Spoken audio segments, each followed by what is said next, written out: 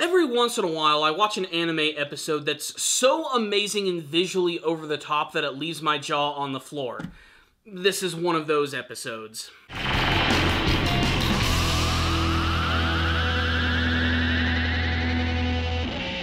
Get ready for an epic battle of the minds, my friends. It's time for another episode of Mob Psycho 100 Season 2. And I can say without a shadow of a doubt that this is the most visually impressive episode that I've seen from the franchise thus far. And considering that the show is known for dishing out some of the craziest, most over-the-top psychic battles, you know that I'm telling the truth about this one. This was just such a visual stunner and such an interesting episode, despite the fact that it comes across as a little complex.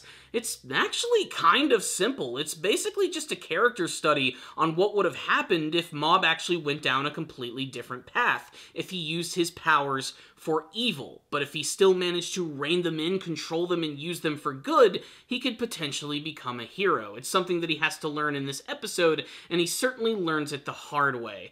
So basically the general gist of this story is that Mob has been trapped in this fabricated world, which has been created by this evil spirit which goes by the name of Mogami. And Mogami is able to trap him in this world without the use of him using his powers, and he basically shows him that the world itself can be an incredibly cruel place, and that a lot of people can sort of be like a product of their very own environments. If you're in a place that's incredibly toxic, you're going to come out as an evil, almost Batman-esque villain. That's basically the kind of, feeling that I got from this entire episode. It kind of reminded me of the confrontations between the Joker and the Batman. The Joker a lot of the times is just all about chaos, but a lot of the times he tries to push the hero far beyond his limits, and in many ways tries to push him over the line of good into more of the dark side territory, showing that anyone can simply be corrupted. That's what made this episode so damned fascinating, and the way that Mogami actually treated it in this episode was disturbing to such a crazy degree, as he was able to use the girl that he's inhabiting as well, Asagiri, in order to get under Mob's psychic skin, and it led to a lot of really disturbing imagery, because Mob is now living in this fabricated world where he has no powers, he can't defend himself, and he's constantly being attacked by bullies, in particular Asagiri. This is sort of like a reflection of the worst parts of her personality, and throughout the entire episode, Mogami is revealing sort of some sections about his backstory and how he was corrupted by this world, transforming into an evil spirit, trying to save his mother who also transformed into an evil spirit, basically letting Mob know that if he lets go of all of his emotions and just embraces all of the negativity, he can be something just like Mogami. He says that he's looking for a sympathizer. I think he's just looking for an excuse to sort of justify the evil things that he has actually done in his entire life. But Mob, of course, does not fall prey to any of this, and a lot of this is mostly due to Dimple, which I thought was really great, because a lot of the times he's mostly just played for comic relief, but he's actually able to break into this world thanks to that one creepy guy from Claw, and what I loved about his first major appearance in this episode when he appears in this world is how it immediately breaks up the tension and what might be one of the darkest scenes from the entire series. There's this scenario that's created where Mob is being bullied by Asagiri and her friends, and he suddenly starts to lose control of his power and starts to just kill everyone with his extreme psychic power. There's blood, it's violent, and it might be some of the most disturbing imagery I've seen from the show, but it's immediately followed by watching one of these bullies just sort of have this giant snot bubble explode out of their nose, which suddenly transforms into Dimple, bringing you back to the reality of the show and letting you know that while things can get pretty serious in Mob Psycho 100, the show does a really great job of actually managing to make you laugh. And this is where Mob comes back to his senses and realizes that all of the people around him are the reason that he's been able to grow as a character. Not necessarily his psychic powers, but whether it be his brother, his friends, or even the Body Improvement Club. And the moment where he realizes this is one of the funniest scenes of the entire episode, as Mob gets swole as fuck. It's hilarious. He looks like a JoJo's Bizarre Adventure character, but he immediately deflates back when he realizes his true power and comes to the realization that while he sometimes can lose control, if he manages to reel it in, he can use his power to do a lot of good and actually end up saving people. And this leads to the craziest scene of the entire episode, which just goes on and on. And I can just imagine that these animators worked themselves to the bone. Mob and Mogami end up having this amazing psychic battle in the middle of this fabricated city, which is just one of the most beautifully abstract things that I have ever seen. It's sort of like the physical representation of the battle that's going on in their minds. And Mob just goes like, I'm just gonna call it Super Saiyan Psychic, and even his eyes turn red and absolutely beautiful. It's really fucking hilarious. This is sort of the way that Mob always envisioned himself as the hero, and it allows him to actually be victorious in battle. But while he is able to defeat Mogami,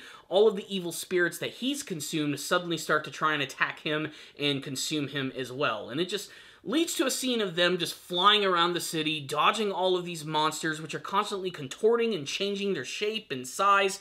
The camera movements, everything here, guys, is just spectacular, and one of, I'm going to just go ahead and say, maybe the best scenes of this anime season. Even if you don't like this show, I highly recommend just watching this episode in order to see the amazing animation spectacle that is this battle. It serves its purpose in two ways. It gives us something really cool to look at and just marvel at the amazing action, and it's also just sort of a great representation of Mob regaining his power yet again and being able to finally take control of all of it.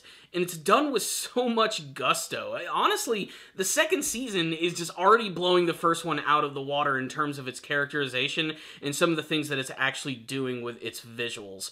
It's spec-fucking-tacular. And of course, Mob is actually able to win, but of course Mogami tries to escape, only to be captured by that one member of Claw to be used for some mysterious reason. Asagiri has finally come back to her senses, and after going through this amazing ordeal and becoming even closer with Mob, she realizes that she's basically been kind of a bitch her entire life, and just like Mob, has decided to change things for the better to try and to become a better person. She even goes as far as to even funding the crazy religion, which is completely obsessed with him.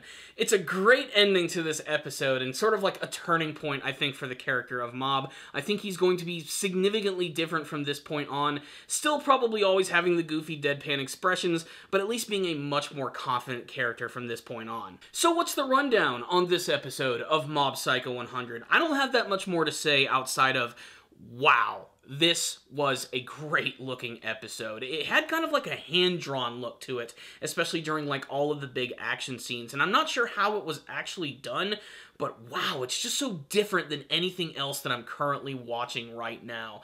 And that final action scene just goes on for so long. Like I said, they have to have been toiling on this episode for months at this point in order to actually pull this off, and I really do think that it worked.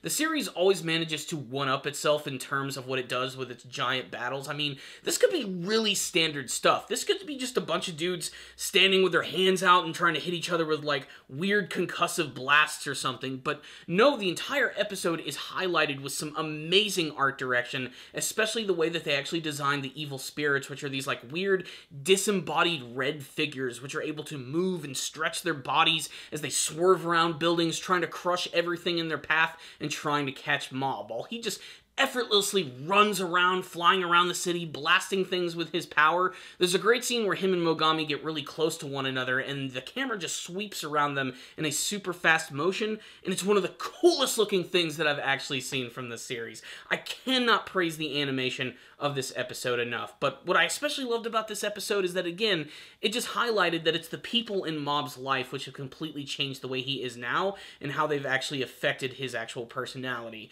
Reagan in this episode was also good. He might be kind of dumb in some senses, but even he realizes that Mob is not going to go down that easily, and when everybody in this place has the opportunity to escape, he's one of the few that actually stays behind, knowing that it's only a matter of time before Mob overcomes these weaknesses. Dimple was also great in this episode, as I don't know what it is about his character, but initially he really annoyed me. I just saw him as like this stupid mascot kind of character, just made to sell plushies and to be just like a dumb side character, but even he has had a lot of characterization in the show, and you can tell that he's sort of transformed a lot as he hangs out more with Mob and Reagan, and the three characters together are just a great trio. I absolutely love them. This episode, guys, I just can't do it justice. You have to see it for yourself. I thought it was a fantastic visual experience with some great characterization, some beautiful art direction, and one of the craziest battles that I have ever seen, which ultimately was just a battle inside of a weird fabricated mind. Nothing exploded in the real world. Nothing went crazy. This is just what happens when two superpowered psychics throw down. That's what Mob Psycho is all about. I'm giving the episode a 5 out of 5. I'd love to get your thoughts on it. You can tell me all of them in the comments section below, and what you hope to see from the rest of Mob Psycho 100. Thank you all for watching this review. I'll see you all next time, and as always, stay damn down, baby.